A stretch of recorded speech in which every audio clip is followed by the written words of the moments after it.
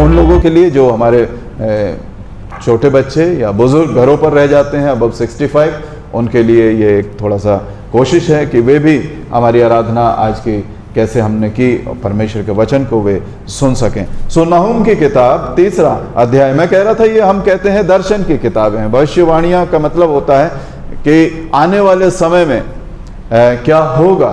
तो ये भविष्यवक्ता थे, ये बताते थे कि अपने मार्ग को सही करो, अपने तौर तरीकों को सही करो, अपनी जीवन पद्धति को सही कर लो, नहीं तो आने वाले समय में इस तरह की परेशानियों का सामना तुम्हें करना पड़ेगा। और परमेश्वर उन्हें दिखा देता था कि क्या कुछ होने वाला है, घटित होगा 10 साल बाद, 20 साल बाद या 100 साल बाद कुछ कुछ घटनाएं घटित हुई। और हम जानते हैं कि परमेश्वर ने सैकड़ों वर्ष पूर्व कुछ बातों को अपने इन भविष्यवक्ताओं को दिखाया,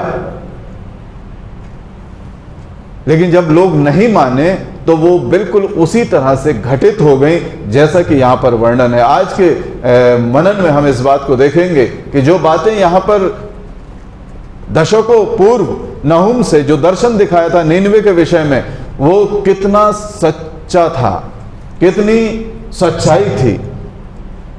अभी घटित नहीं हुआ है, लेकिन चीजों को बिल्कुल उसी तरह से जैसे होनी थी, घटित होनी थी, यहां पर परमेश्वर नहूम को दिखाते हैं। और वचन कहता है 3 अध्याय में, हाय उस हत्यारी नगरी पर, वो तो छल और लूट के धन से भरी हुई है, लूट कम नहीं होती है, कोड़ों की फटकार और पहियों की गड़गड़ाहट हो रही है, घोड़े कूदते फांदते और रथ उछलते चलते हैं, सवार चढ़ाई करते, तलवारें और भाले बिजली के समान चमकते हैं, मारे हुओं की बहुतायत और शवों का बड़ा ढेर है, मुर्दों की कुछ गिनती नहीं, लोग मुर्दों से ठोकर खाकर चलते हैं। यह सब उस अति सुंदर वेश्या और निपुण टोनिन के छिनाले के बहुतायत के कारण हुआ है, जो छिनाले के द्वारा जाति जाति के लोगों को और टोने के द्वारा कुल कुल के लोगों को बेच डालती है। सेनाओं के यहोवा की ये वाणी है, मैं तेरे विरुद्ध हूं, तेरे वस्त्र को उठाकर तुझे जाति जाति के सामने नंगी और राज्य राज्य के सामने नीचा दिखाऊंगा। मैं तुझ पर घिनौनी वस्तुएं फेंक कर तुझे तुच्छ कर दूंगा और सबसे तेरी हंसी कराऊंगा। जितने तुझे देखते हैं वे सब तेरे पास से भागकर कहेंगे, नीनवे नष्ट हो गई, कौन उसके कारण विलाप करे, हम उसके लिए शांति देने वाला कहां से ढूंढ कर ले आए। परमेश्वर अपने वचन के पढ़े और सुने जाने पर आशीष दे, आमीन। ये दर्शन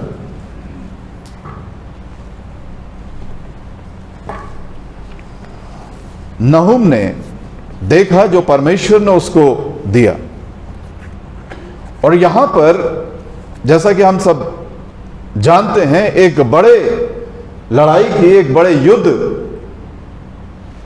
का चित्रण हमें दिखाई देता है, या जो वर्णन है, जो चित्र अपनी वाणी के द्वारा नहूम ने यहां पर हमारे सामने रखा है, उस चित्र को जो खींचा है उन शब्दों के द्वारा, वो हम देखने पाते हैं कि एक बड़ा विनाश नीनवे के भीतर हो गया है।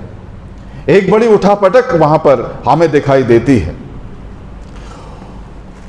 और इस प्रोफेटिक विजन में एक बात जो नहूम देख रहा है, वो ये देख रहा है कि अपने गलत कामों की वजह से, अपने पाप की वजह से, अपनी अनाज्ञाकारिता की वजह से, अपनी मनमानी की वजह से, अपने घमंड की वजह से, अब ये नगरी जो है बिल्कुल अपने विनाश के कगार पर खड़ी हुई है, fully ripe for the judgement of God. जैसे एक पेड़ के ऊपर फल जब पूरी तरह से पक जाता है तो जरा सा हवा का झोंका, आंधी की जरूरत नहीं है उसे इस बात की जरूरत नहीं है कि कोई ऊपर जाए उस डाल को, शाख को हिलाए। उसे इस बात की जरूरत नहीं है कि कोई उसके ऊपर पत्थर फेंके, बल्कि एक हल्का सा झोंका, एक हल्की सी आहट काफी है उसके जमीन पर आने के लिए। और मैं फिर यही कहता हूं कि परमेश्वर का जीवता वचन है। अगर ये आज के दिन में, आज की सुबह में मेरी जिंदगी से अगर बात नहीं करता है, मेरे से और आपसे बातचीत नहीं करता है, या मेरे को और आपको अपने जीवन की सही तस्वीर नहीं दिखाता है, तो फिर यह परमेश्वर का जीवित वचन नहीं है। ये फिर वो किताबें हो सकती हैं जो बहुत से लोगों ने पढ़ी हैं, या दैनिक अखबार हो सकते हैं जो लगातार पढ़ा करते हैं, कि हम उसको पढ़ते हैं और फिर वो रद्दी के काम में आती है। कभी हम उसमें रोटी लपेट लेते हैं और कभी कहीं जाते हैं तो जूते लपेट लेते हैं, यानी कि उसका कोई महत्व नहीं है। उसमें रोटी भी रखी जा सकती है, उसमें जूता भी लपेटा जा सकता है। लेकिन ये परमेश्वर का जीवता वचन है जो हमसे बातचीत करता है, और उस जीवते वचन के साथ मेरी और आपकी वार्तालाप होना बहुत जरूरी है।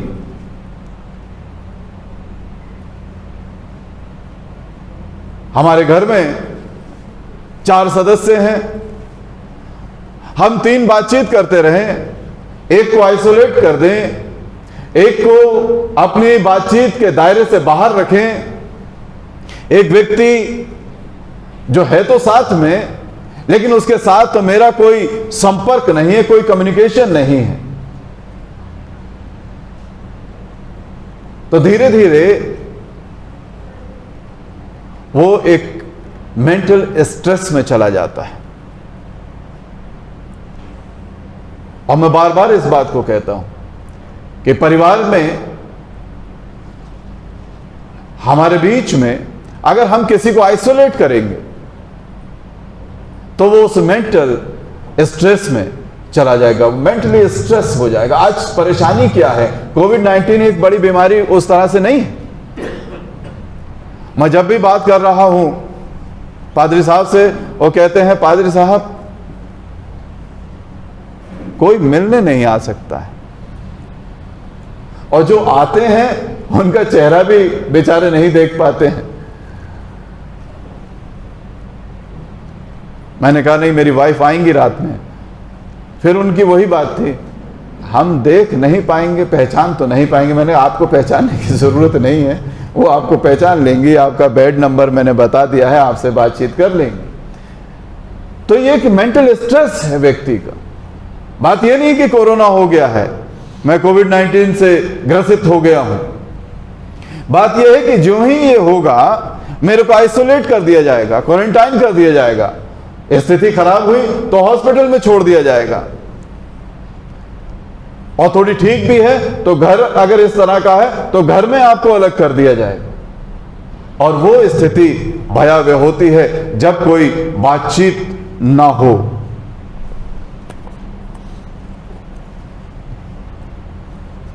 और यहां हमने देखा कि ये नगर जो है ये अपने आप में अब उस स्थिति में आ चुका है। परमेश्वर बताना चाहता है इस दर्शन के द्वारा कि अब इसके ऊपर दया का कोई समय रह नहीं गया है। इसने अपने उस ग्रेस पीरियड को, they have crossed their grace period. एक था समय, एक वक्त था उनके पास, लेकिन अब वो उस हद को पार कर चुके हैं। वो छल और लूट के धन से भरी हुई है।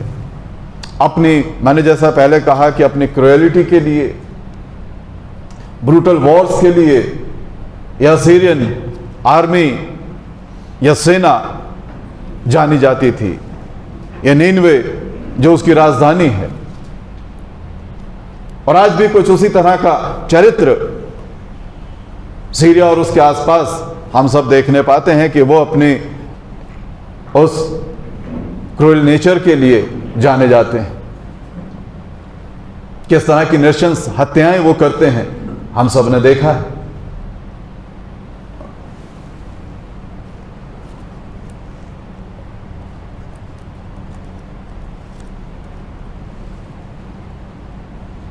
और यहां परमेश्वर उस दर्शन में नहूम को उस नगर में, उस नगर के चौकों में, सड़कों में घुमा रहा है और दिखा रहा है कि देख हुआ क्या है। कोड़ों की फटकार और पहियों की गड़गड़ाहट हो रही है, घोड़े कूदते फांदते, रथ उछलते चलते, सवार चढ़ाई करते, तलवारें और भाले बिजली के समान चमकते, मारे हुओं की बहुतायत और शवों का बड़ा ढेर है, मुर्दों की कुछ गिनती नहीं है, मुर्दों की कुछ गिनती नहीं है।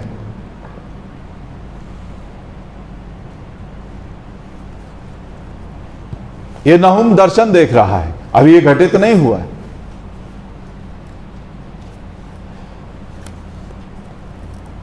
कालांतर में जब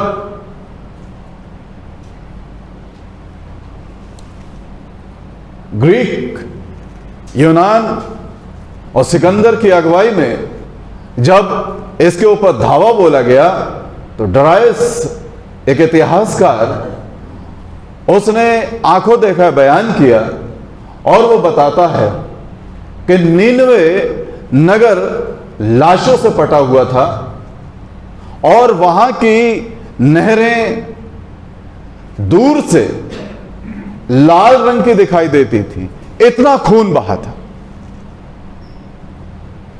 डरायस कहता है कि कोई ऐसी सड़क नहीं थी जहां पर आप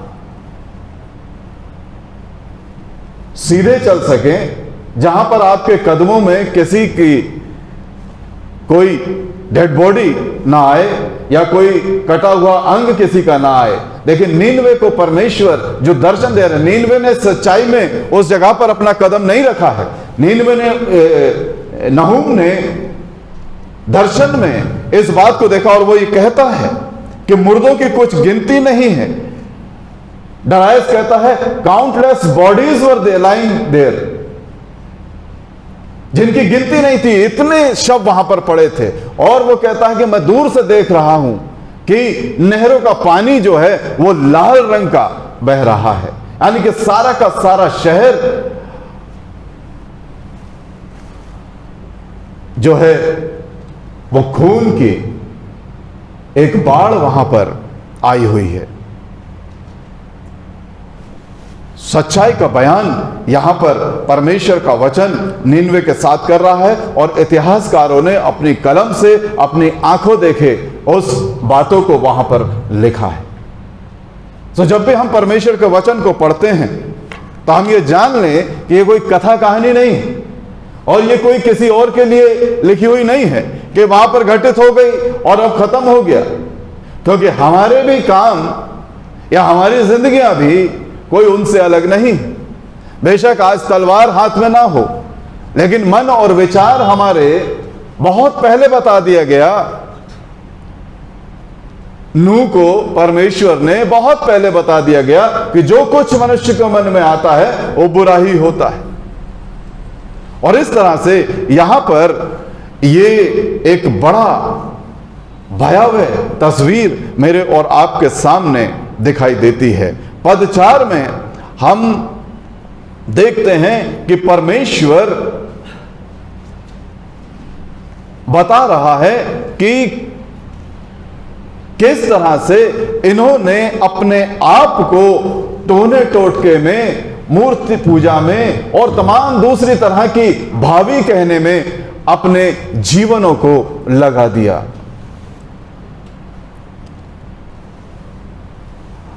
और जब आर्कियोलॉजिकल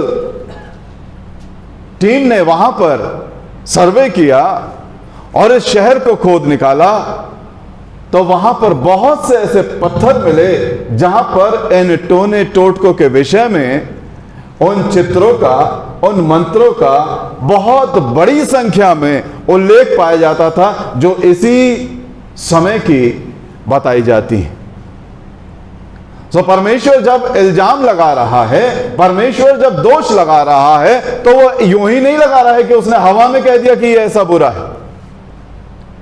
वो देखता है सारी चीजें, वो नापता है सारी चीजें, वो तोलता है सारी चीजें, वो परखता है सारी चीजें, वो वक्त देता है उन सब से बाहर आने का। और जब हम उससे बाहर नहीं आ पाते, तब वो अपना जजमेंट मेरे और आपके ऊपर डिक्लेयर करता है। तब उसका वो न्याय मेरे और आपके ऊपर उतरता है। अब ये कोई झूठी बात नहीं है। आप आज भी वहां के म्यूजियम में जाएंगे तो वहां पर ये सारी चीजें मिलेंगी। और अभी जब ISIS ने जब वो वर्चस्व में आई, अपने ताकत में आई, तो वहां के म्यूजियम को उसने नष्ट किया, ये कह के कि यहां पर प्राचीन काल की बहुत सी मूर्तियां रखी हैं जिसका अब हमारे लिए कोई महत्व नहीं है। हम क्यों बताएं कि ये नगर किसी समय में मूर्ति पूजा का केंद्र रह गया और हमारे विश्वास में, हमारे अकीदे में मूर्ति का कोई अस्तित्व नहीं है। इसलिए उन्होंने उस म्यूजियम में जाकर उसको तहस नहस किया। उसकी तस्वीरें आपने देखी होंगी अपने इंटरनेट पर। कुछ इसी तरह से अफगानिस्तान में तालिबान था ना, तालिबान, उसने मशीन गन और छोटी तोप लगाकर वहां पर एक बड़ी सी बुद्ध की मूर्ति थी, उसको गिरा दिया था, जो चट्टान काट के बनाई गई थी। एक ऐतिहासिक मूर्ति थी। और यही कह के कि अब यहां पर इस मूर्ति की कोई जरूरत, कोई आवश्यकता नहीं है। तो जब ये चीजें वहां पर खोद कर निकाली जा रही थी आर्कियोलॉजिकल डिपार्टमेंट की तरफ से, तो बहुत सी ऐसी टैबलेट्स, बहुत से ऐसे मंत्र जिनके ऊपर लिखे हुए थे, वो वहां पर निकले, जो इस चौथी आयत को सत्यता या परिपूर्णता प्रदान करते। ये सब उस अति सुंदर वेश्या के कारण और टोने के द्वारा कुल के लोगों को बेच डालती है। यानी कि इस तरह की एक्टिविटीज में उनके जीवन पाए जाते थे। ये वही नगर है निनवे, जहां पर योना गया था कोई 100 साल पूर्व, और उसने कहा था जो कुछ वो आप सबको पता है। और ये वही नगर है जिसने एक बार के प्रचार में अपने जीवन को परमेश्वर के कदमों पर रख दिया था। डिक्लेयर हो चुका था कि ये होगा, लेकिन उसके बावजूद भी हमारा परमेश्वर इतना दयालु, इतना प्रेमी है कि वो ये जानता है कि मेरी दया की इन्हें बेहद आवश्यकता है। और इसीलिए उस दया को परमेश्वर जब तक हमें दे रहा है, हमें उस दया को, उस अनुग्रह को, उस ग्रेस को अपने जीवन में स्वीकार कर लेना चाहिए। 5वां पद, यहां पर परमेश्वर बिल्कुल अपने उस गुस्से को प्रकट कर रहा है। सेनाओं के यहोवा की ये वाणी है कि मैं तेरे विरुद्ध हूं। अब वो समय आ गया है जब परमेश्वर बिल्कुल उनके विरोध में उतर आया है। इसी अध्याय के 2:13 में भी वो ये कहता, मैं तेरे विरुद्ध हूं, तेरे कामों के बिल्कुल विरुद्ध हूं। पहला पत्रस 5:5 में, पहला पत्रस 5:5 में परमेश्वर कहता है, बिल्कुल आखिरी हिस्से में आप जाएंगे, परमेश्वर अभिमानियों का विरोध करता है परंतु दीनों पर अनुग्रह करता है। वो अभिमानियों का विरोध करता है। ये नीनवे अपने अभिमान से भरा हुआ था। ये नीनवे अपने बल, अपनी ताकत, अपनी सामर्थ, अपनी सेना की वजह से बड़ा घमंड में रहता था, और जहां कहीं जाता था वहां पर उस जगह को वो तहस नहस कर देता था। और ठीक पत्रस इस विषय में लिखते हैं, वो अभिमानियों के विरोध में है, क्योंकि इन्होंने, इस नीनवे शहर ने परमेश्वर की इस चेतावनी को सुना नहीं था। बेशक वो नहुम को ये सब कुछ दिखा रहा था, लेकिन ये दिखाने का अर्थ ये था कि ये सब कुछ तुम्हारे ऊपर घटित हो जाएगा। कभी कभी जब हमसे छोटे लोग या बच्चे किसी गलत रास्ते पर जा रहे हैं तो हम क्या कहते हैं, देखो वहां जाओगे, बिल्कुल आप छत के किनारे पे हो, नीचे गिरोगे, हाथ टूट जाएगा, पैर टूट जाएगा, प्लास्टर लगेगा, फिर तुम लेटे रहोगे। बोलते हैं ना, हुआ तो नहीं है, लेकिन वो बच्चा फिर भी ना सुने और फिर भी चलता रहे और बिल्कुल किनारे पर आकर वो गिर पड़े, तो जरूर है कि अगर बहुत ऊंचाई से नहीं है, 8-10 फीट से यही गिरा है और परमेश्वर का अनुग्रह है, तो जरूर है कि कहीं ना कहीं पर प्लास्टर चढ़ेगा, उसे अस्पताल लेके जाना पड़ेगा, उसे लेटना पड़ेगा, उसे उस तकलीफ से होके गुजरना पड़ेगा। आपने कहा है इसलिए ताकि वो इस चीज से बच सके। परमेश्वर नहुम को दर्शन दे रहा है, बता रहा है, दिखा रहा है, और नहुम उन लोगों तक अपनी बात को पहुंचा रहा है कि मैं ये देखता हूं, मैं ये परमेश्वर में होकर इस न्याय को देख रहा हूं जो तुम्हारे ऊपर घटित होने जा रहा है। तो वो अर्थ सीधा सीधा यह है कि परमेश्वर उन्हें और वक्त देना चाहता है, परमेश्वर थोड़ा सा और वक्त उन्हें दे रहा है। और जब हम उस वक्त को भी अपने हाथ से निकल जाने देते हैं तो परमेश्वर के ना सिर्फ विरोध का, ना सिर्फ क्रोध का, लेकिन उसकी सामर्थ्य का भी सामना हमें करना पड़ता है। और कौन ऐसा है दुनिया में जो परमेश्वर की सामर्थ्य का सामना कर पाएगा। और अगले पद में वो अपनी उस सामर्थ्य का एक छोटा सा नमूना मेरे और आपके सामने रखता है। एक छोटा सा नमूना परमेश्वर अपनी उस ताकत का, अपनी उस बल का मेरे और आपके सामने रखता है। वो कहता है, मैं तुझ पर घिनौनी वस्तुएं फेंक कर तुझे तुच्छ कर दूंगा और सबसे तेरी हंसी कराऊंगा। वो तुच्छ वस्तुएं थी जिनके ऊपर उनका विश्वास था, जिस टोने टोटके के ऊपर उनका विश्वास था, जिन मंत्रों के ऊपर उनका विश्वास था, जिन चीजों को बनाया था उन्होंने अपने हाथ से, जिनके आगे वो सर झुकाते थे।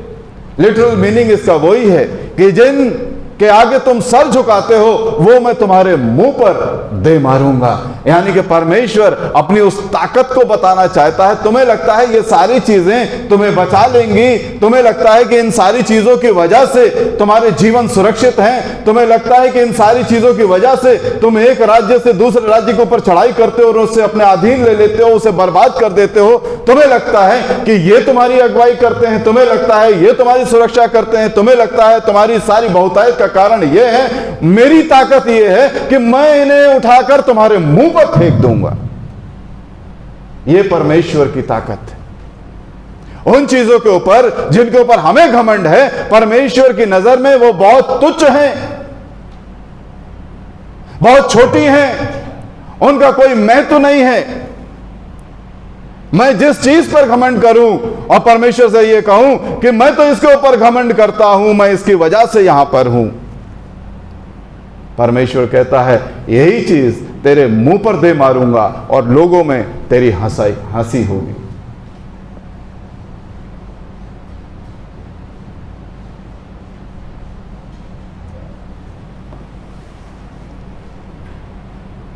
और यहां नीनवे का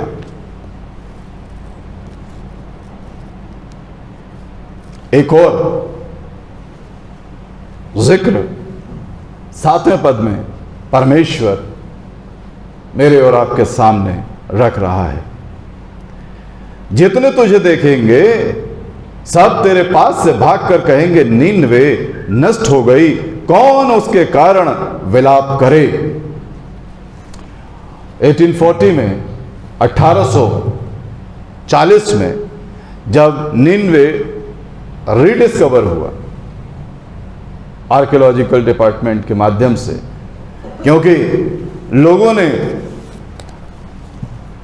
बाइबल पढ़ी थी, लोगों ने नीनवे के एक भव्य तस्वीर को बाइबल में देखा था और जमीन पर वो दिखाई नहीं देता था।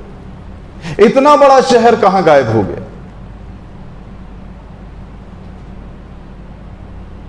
जिसकी इतनी तारीफ है,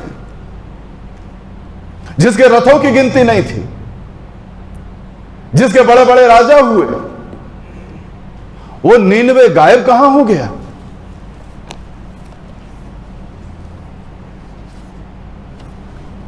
लिखा है सब तेरे पास से भाग कर कहेंगे, हम उसके लिए शांति देने वाला कहां से ढूंढ कर ले आए।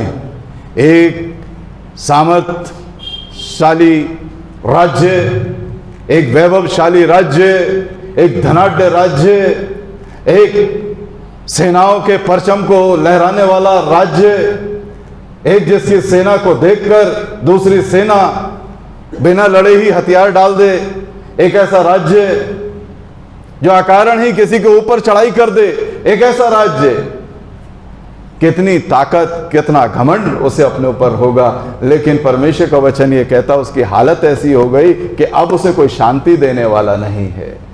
और ये झूठी बात नहीं है। एडम क्लार्क लिखते हैं कि ये शहर जब रीडिस्कवर किया गया, जो जमीन के ऊपर दिखाई नहीं देता था, 60 किलोमीटर की रिंग रोड थी इसकी। वो जो आउटर एरिया है वो 90 किलोमीटर, 60 मील लिखा है, माइल मैं सोचता हूं 90 किलोमीटर हो गया, इफ आई एम रोनी, ठीक है, 90 किलोमीटर हो गया करीब, 90 किलोमीटर। मुझे नहीं पता कि लखनऊ कितने 90 किलोमीटर का, अगर इसका रिंग रोड देखा जाए तो 90 किलोमीटर का हो भी सकता है, नहीं भी हो सकता है। यानी कि एक बहुत बड़ा शहर जिसकी 100 फीट ऊंची सिटी वॉल थी, हजारों लाखों घर थे,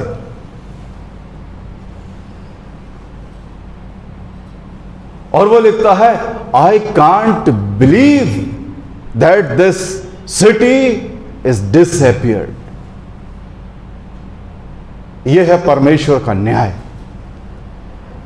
यह दर्शन परमेश्वर ने नहूम को दिखाया कि देख, ये जो ताकतवर राज्य है, मैं इसके साथ ऐसा करने पर हूं। इसलिए नहीं कि मैं उसके पैसे से ईर्ष्या है मुझे, इसलिए नहीं कि उसकी सामर्थ्य से मुझे ईर्ष्या है, ऐसा नहीं कि उसके सारे वैभव से मुझे ईर्ष्या है, ऐसा नहीं कि उसने बड़ी सेना रखी है कि इससे मुझे ईर्ष्या है। ये जरूरत होती है हर कंट्री की कि अपनी सेफ्टी के लिए सेना रखे, लेकिन वो मुझे भूलकर अपने टोने टोट को और दूसरी चीजों के ऊपर विश्वास को रखते हैं। उन्होंने जीवते परमेश्वर के ऊपर विश्वास करना छोड़ दिया है। क्यों परमेश्वर का इतना भयानक निर्णय इनके ऊपर आया? क्योंकि यही वो नीनवे नगर था जो परमेश्वर ने योना के द्वारा बचाया था। इसलिए परमेश्वर चाहता था कि जो पूर्वजों का विश्वास था, जो ईमान इनके पूर्वजों का था, जो ईमान इनके बुजुर्गों का था, जो पश्चाताप इनके बुजुर्गों का था, जो लाइन उन्होंने पकड़ी थी, उसे छोड़कर ये क्यों हट गए?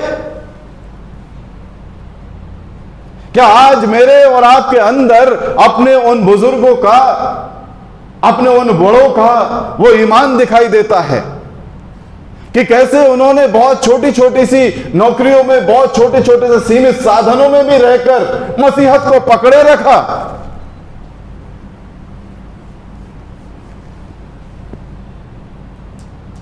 ये कारण है। और नीनवे की बहुतायत से परमेश्वर क्या लेना देना? सोना अगर मेरे पास बहुत है तो क्या लेना देना है? तो परमेश्वर का बनाया हुआ। बहुत बड़ा घर है तो क्या लेना देना? ये पृथ्वी तो उसके पांव की चौकी है।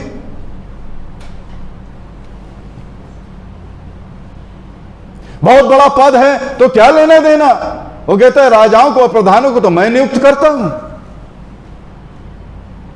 लेना देना एक बात से है परमेश्वर का सिर्फ, और वो ये है, क्या वो मेरा जीवता परमेश्वर है? क्या मेरा ईमान, मेरा अकीदा उस परमेश्वर पर है? उस प्रभु यीशु मसीह पर है, जिसने मेरे लिए अपने प्राणों को दिया। ये लेना देना है उसका। छोटी छोटी चीजों को हम भूल जाते हैं, हम अपनी परंपराओं को भूल जाते हैं, हम कभी कभी मेथोडिज्म को भी दरकिनार करते। लेकिन ये जो चीजें हैं उन बुजुर्गों ने जो हमें दी हैं, ये हैं वो बातें जिसके ऊपर मुझे बने रहना है, खड़े रहना है, अपने पैर को जमाए रखना है, अपने पैर को जमाए रखना है। दो बातें इस तस्दीक के लिए आपके सामने मैं रखना चाहता हूं।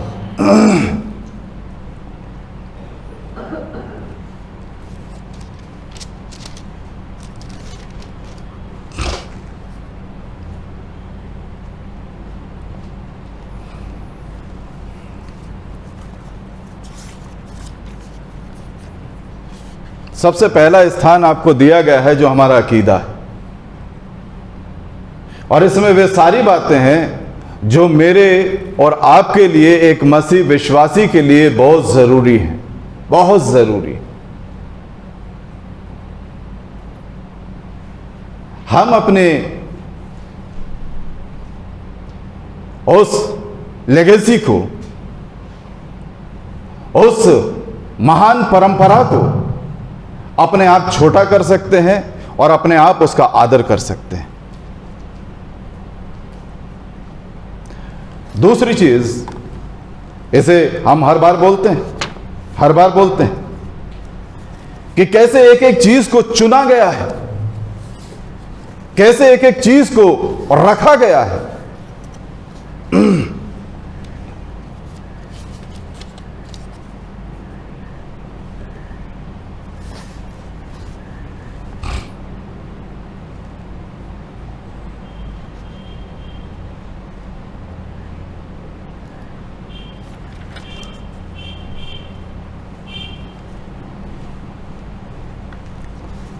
अशाए रब्बानी में जब हम यहां पर आते हैं तो हम क्या कहते हैं?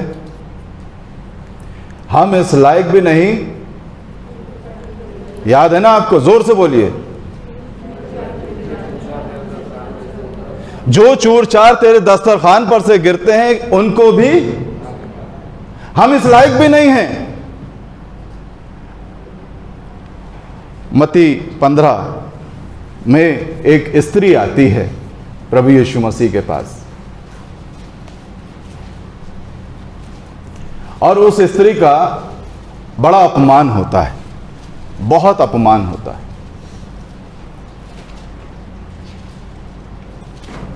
पहले तो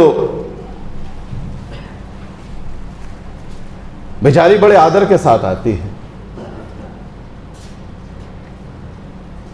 कुछ एक बातें हम इसकी देख लें, चूंकि आज हम इस मेज में भी शरीक होंगे, क्योंकि हम तो बुक के हिसाब से चलेंगे, फिर ये चीजें कुछ छूट जाती हैं। 5 to 10 minutes काइंडली ग्रांट मी। ये एक कनानी स्त्री है, और ये कनान वही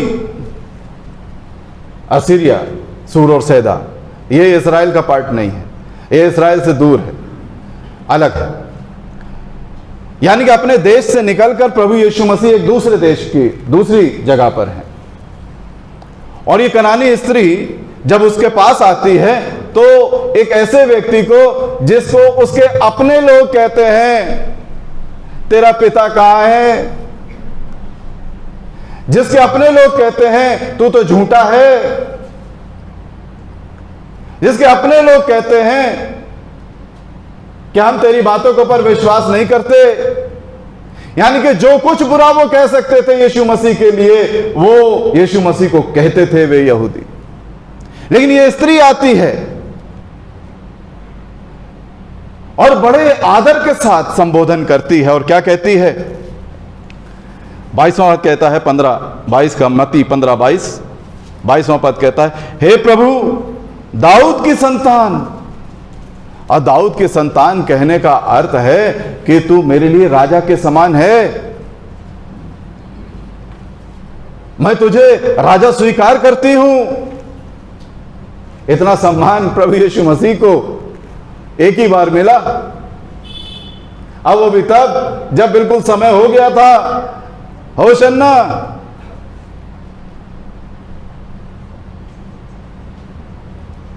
बड़ा आदर देती है, मुझ पर दया कर, मेरी बेटी को दुष्ट आत्मा बहुत सता रहा है। एक अपनी प्रार्थना के साथ प्रभु यीशु मसीह के कदमों पर है। हम बने रहेंगे इस आशा के साथ। क्यों? ये चूर चार जो दस्तरखान से गिरती, हम उसको उठाने के लायक भी नहीं। और यहां पर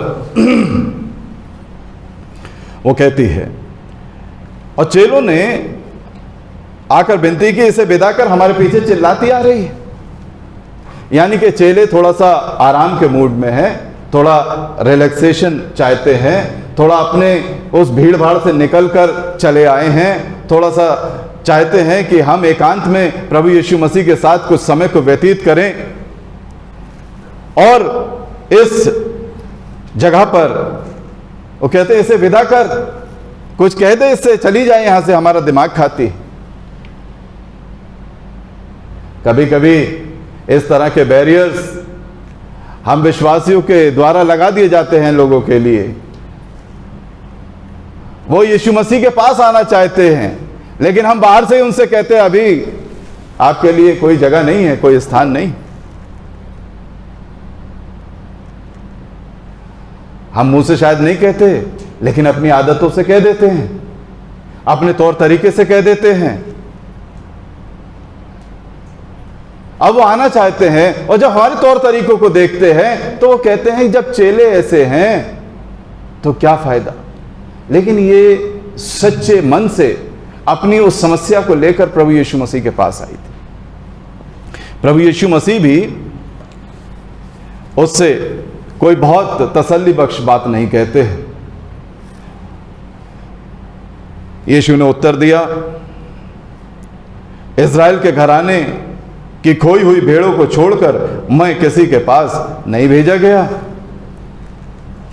अब यीशु मसीह के ये कथन कभी कभी लोग इसको उठाते हैं, इस एक लाइन को लोग उठाते हैं, लेकिन उसको सोचते नहीं हैं कि यीशु मसीह क्या कहना चाहते हैं, यीशु मसीह क्या दिखाना चाहते हैं, यीशु मसीह क्या बताना चाहते हैं।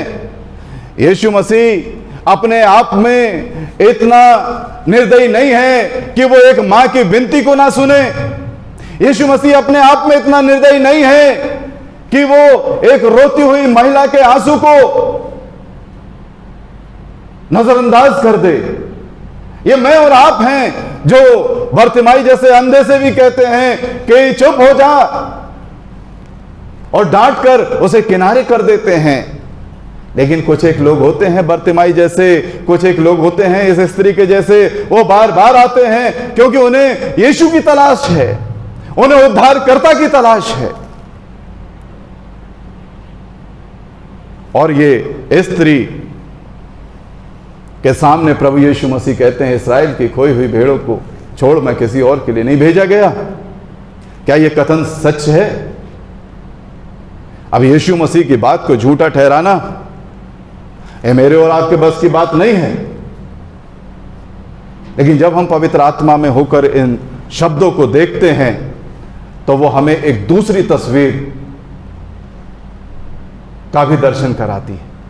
और दूसरी तस्वीर ये है कि इस संसार के हाकिम, इस संसार के अगुए, इस संसार के प्रधान अधिकारी इसी तरह के होंगे जो अपने अपने लोगों के लिए काम करेंगे। आज माइनॉरिटीज पर हमला है बहुत बुरी तरह से। वो सारे माइनॉरिटी इंस्टीट्यूशंस को अपने रिसीवर्स बिठाना चाहते हैं, गवर्नमेंट रिसीवर्स। क्यों? हमारा देश है, हमारी जगह है, तुम माइनॉरिटीज हो। यह है संसार के हाकिमों की असली तस्वीर जो यीशु मसीह यहां दिखाना चाहते हैं। वो कहते हैं कि मैं इस्राएल की खोई हुई भेड़ों को छोड़कर और किसी के लिए नहीं आया। यही हो रहा है जब कोई एक जाति का मुख्यमंत्री बैठ जाता है, उस जाति के लोग धड़ाधड़, दूसरी जाति का बैठ जाता है तो दूसरी जाति के वो आते हैं अपने अपने लोगों के लिए। यीशु मसीह आया सबके लिए। हे सब बोझ से दबे और थके मांदे लोगों मेरे पास आओ, मैं तुम्हें विश्राम दूंगा। ये है true picture of Jesus Christ. This is not true picture of Jesus Christ. He is giving us the true picture of the leaders of the world. ये असली तस्वीर यीशु मसीह बताना चाहता है इस स्त्री के सामने और अपने चेलों के सामने कि संसार के हाकिम अपने अपने लोगों के लिए काम करेंगे। सतर्क रहना, हमेशा सतर्क रहना। और इसलिए we have to be very careful कि हम कैसे इस संसार में आगे बढ़ रहे हैं। छोटी छोटी चीजों में नहीं उलझना है, बड़ी चीज की तरफ नजर रखनी। यीशु मसीह का अपना चरित्र इतना खराब नहीं था। वो तो सलीब के ऊपर लटका हुआ कहता है, पिता इन्हें माफ कर, ये नहीं जानते। यीशु मसीह का आह्वान तो यह है, परमेश्वर ने जगत से ऐसा प्यार किया कि उसने अपना इकलौता बेटा उनको दिया, ताकि जो कोई, अब उसमें इस्राएली भी नहीं है, कनानी भी नहीं है, सब हैं। ये कनानी स्त्री है जिससे लोग बहुत घृणा करते हैं। और यीशु मसीह बताना चाहते हैं कि इस संसार के हाकिम इसी तरह के हैं जो अपने अपने लोगों को करेंगे। और तरीका वही है जो चला आया है कि अंधा बांटे रेवड़ी और अपने कहने को अंधे हैं, लेकिन जब रेवड़ी देने की बात आती है तो वो अपने अपनों को ही देते।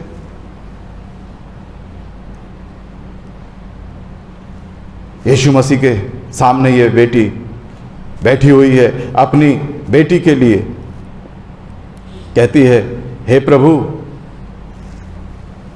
दाऊद की संतान, यानी कि तू राजा है, मेरा भी राजा है, मैं तुझे राजा स्वीकार करती हूं। अब उसने कहा कि मैं किसी और के लिए नहीं आया हूं, तो देखिए उसे गुस्सा हो जाना चाहिए था, लेकिन लिखा है कि वो आई और यीशु को प्रणाम करके कहने लगी, हे प्रभु मेरी सहायता कर। इतना सुनने के बाद भी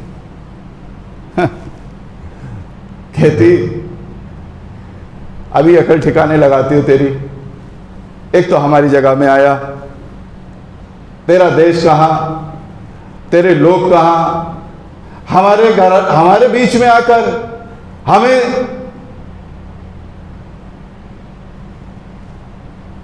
हमारे लिए काम नहीं करेगा। जरा देर में आग बबूला हो जाती। अपनी जगह पे थी, अपने लोगों के बीच में थी, उसका देश था। यीशु मसीह का देश नहीं है, यीशु मसीह के लोग नहीं हैं, यीशु मसीह उसके लिए बिल्कुल अलग है। ये और यहूदी एक दूसरे के कट्टर विरोधी हैं।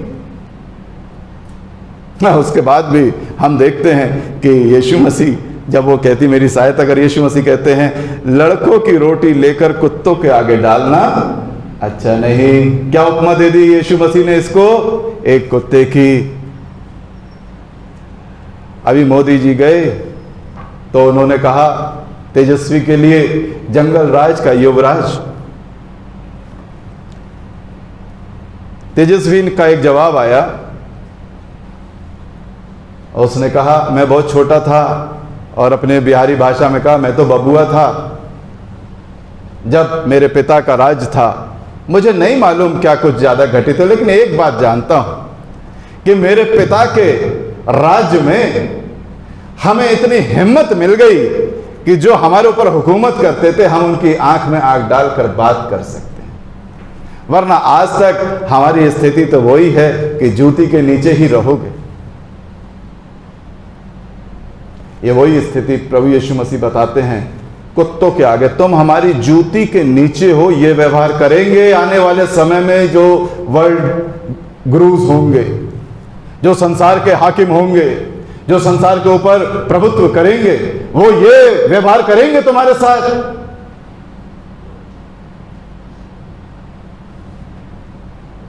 आज क्यों झिझकते हैं बाहर निकल कर कि हम ईसाई हैं?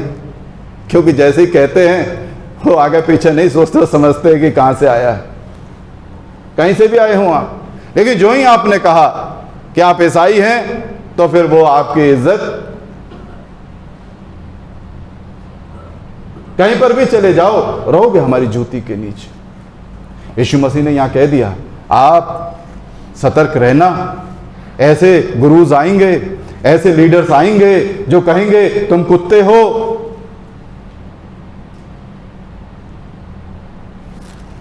और तब वो कहती है, सत्य है प्रभु, पर कुत्ते भी वो चूर चार खाते हैं जो उनके स्वामियों की मेज से गिरते हैं। इतना तो हक है। वो पेट्स जो घर में होते हैं, जो ही रोटी या बिस्किट मेज से गिरता है वो उसको खा लेते हैं, वो उसको खा लेते हैं।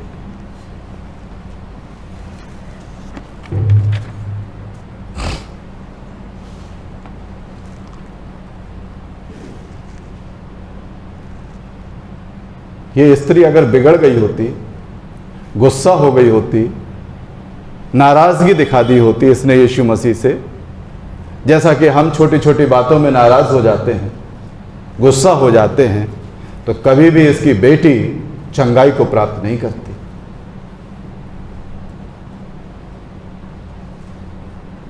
वो दीनता और नम्रता जब तक मेरे और आपके अंदर नहीं आती है, हम परमेश्वर के उस अनुग्रह को, परमेश्वर के उस महिमा को, परमेश्वर की उस चंगाई को, परमेश्वर के उस अद्भुत कार्य को, उस आश्चर्य कर्म को अपने जीवन में नहीं होने देंगे।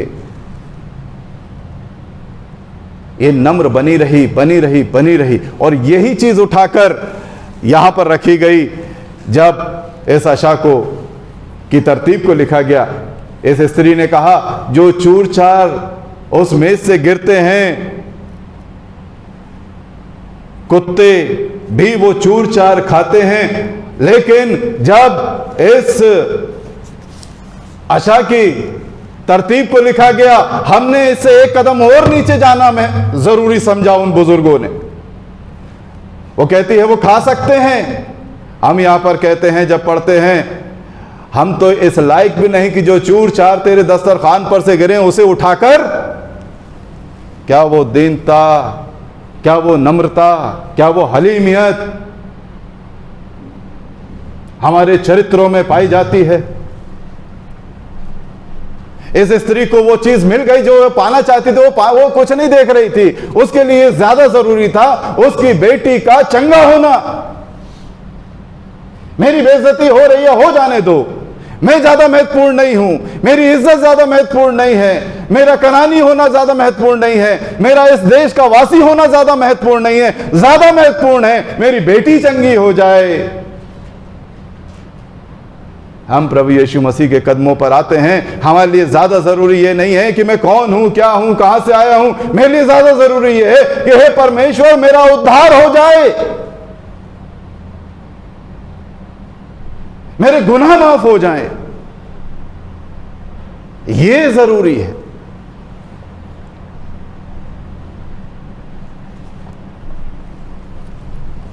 और तब परमेश्वर का काम हमारी जिंदगियों में होता है, तब परमेश्वर का काम हमारी जिंदगी। इसलिए परमेश्वर ने नीनवे को, क्योंकि वो अकीदा भूल गए, वो जो एक ही बात का अकीदा था कि वो सर्वशक्तिमान परमेश्वर हमारे सारे गुनाहों को माफ करके हमारी सजा को टाल सकता है, और टाल दी। लेकिन उनके बच्चों ने उस बात को भुला दिया। आज हम चाहें तो गाली दे सकते हैं मेथोडिस्ट को, लेकिन हमारी ऐतिहासिक और आत्मिक पृष्ठभूमि उतनी कमजोर नहीं। परमेश्वर अपना अनुग्रह करे। हमारे लिए ज्यादा जरूरी है कि मेरे पाप क्षमा,